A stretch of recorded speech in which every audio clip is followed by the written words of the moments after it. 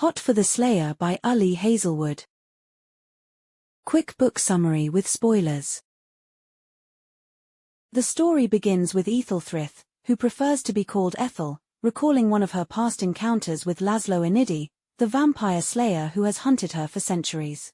She remembers the night of the Berlin Wall's fall, when celebrations filled the streets and the two of them clashed once more. Ethel, a vampire who has survived for more than a millennium, knows Laszlo as her sworn nemesis, a man whose sole purpose through the Halsing Guild is to eradicate her bloodline. Their exchanges have always been violent, yet they carry a familiarity born of longevity. On that night in 1989, blades and blood passed between them until human witnesses forced them apart, saving Ethel from execution. Even then, Laszlo left her with a chilling impression, a man relentless in his pursuit, his yellow eyes always finding her, his mission unshakable. In the present day, Ethel lives in Manhattan, blending into the city and cherishing her small apartment, her solitude, and even the raccoons that have adopted her balcony. She is stubborn about keeping her territory despite another vampire encroaching nearby. When this younger rival ambushes her in Central Park and later captures her, she finds herself bound to a chair in an abandoned building, facing death by sunlight. She braces for the end, reflecting on her long life and her occasional loneliness, only to be unexpectedly saved. Laszlo appears at the last moment, fighting the other vampire and shoving Ethel out of the reach of the morning sun. In the process, he strikes his head, falls unconscious on top of her, and becomes her unlikely shield against the light. When Ethel manages to pull him to safety, she plans to kill him while he is vulnerable. Yet something stops her. She has known him since the early Middle Ages, and though he has tried countless times to kill her, she hesitates. The choice becomes more complicated when Laszlo regains consciousness and reveals that he has no memory. Not only has he forgotten her, but he has also forgotten who he is. His voice, still calm and direct, admits that he does not know his own name or past. To cover the truth, Ethel claims that his name is Laszlo Inidi and that they are colleagues in pest control. She presents herself as an entomologist and him as an exterminator, spinning a fragile lie to explain why they might dislike each other. Laszlo listens with skepticism but accepts the story for lack of anything else. As night falls, Laszlo insists on staying with her. He has nowhere else to go and feels an instinctive pull not to leave her behind. Reluctantly, she leads him to her apartment. On the way, his confusion about the modern world becomes clear. He asks questions about gluten, bagels, and hot dogs, observing New York like a stranger who has never walked its streets.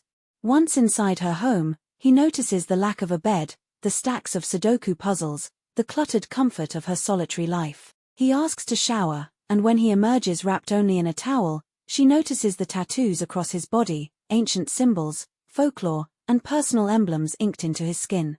She pretends indifference but feels unsettled by the closeness, the sight of his scars, and the reminder of their violent history together. Their uneasy cohabitation stretches into shared moments that feel strange to both of them. He helps her cook when her attempt at macaroni and cheese ends in disaster. He does the dishes with casual ease, like a man who has performed such routines countless times. They talk about work, about where they first met, and though she lies, she cannot stop herself from weaving fragments of their real past into the conversation. Laszlo insists that their dislike was one-sided, claiming that when he looks at her, he feels no hatred. His amnesia frees him from the weight of their long enmity, and Ethel begins to notice how differently he behaves when stripped of memory. Night after night, Laszlo remains with her. He takes her couch while she pretends to sleep elsewhere. His presence is both a threat and a comfort. She watches him nap and wonders if he has ever thought about her beyond their battles. She recalls past encounters, moments when she taunted him in public, such as when she once declared him her lover during a performance, forcing him to play along to avoid exposure. Beneath her irritation, there is a growing sense of intimacy, something she has not allowed herself to feel in centuries. Laszlo's instincts remain sharp. He observes her cold hands, her avoidance of the sun, her refusal to eat.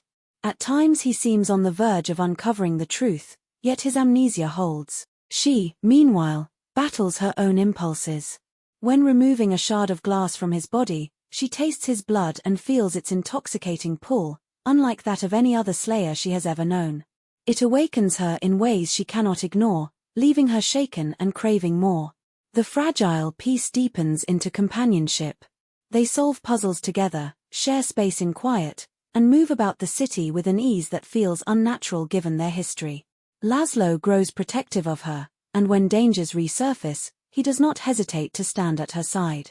Yet the shadow of his true identity lingers. Ethel knows that if his memory returns, he will remember his purpose.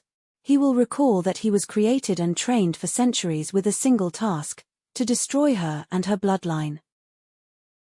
As the days pass, Laszlo experiences flashes of recollection. Small details return, threads of memory that unsettle both of them.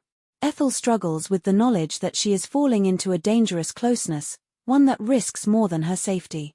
The longer she allows him to stay, the more she feels the weight of her isolation lifting, the more she finds herself longing for something she has denied for over 1,000 years. Laszlo, in his amnesiac state, looks at her with warmth, with an intensity that speaks not of hatred but of connection. The truth cannot remain hidden forever. As Laszlo's memories gradually resurface, Ethel braces for the inevitable. He begins to recognize fragments of his past, his role as a slayer, and the purpose that has guided his entire existence. Yet the days spent at her side have changed him. When the choice comes, he does not immediately raise his blade. Instead, he hesitates, caught between centuries of sworn duty and the new bond that has formed in the fragile window of his amnesia. Ethel realizes she has reached a point of no return. She is no longer simply surviving against her hunter. She has allowed him into her home, her routines, her guarded solitude. And as he remembers who he is, she understands that she might lose more than her life. For the first time in centuries, she has allowed herself to feel companionship, to experience the possibility of closeness. The danger now is not only that he may kill her when his memory is whole, but that she might lose him in a different way, by caring too deeply for the one man who was always meant to be her end. The story concludes with the fragile, dangerous balance of memory and desire. Laszlo, once her eternal pursuer, has looked at her as if she is his flame, not his prey.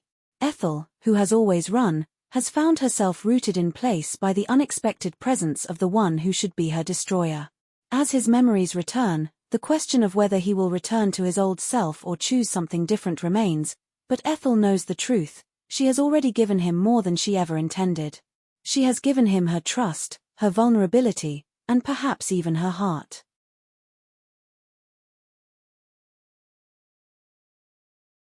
Thanks for watching.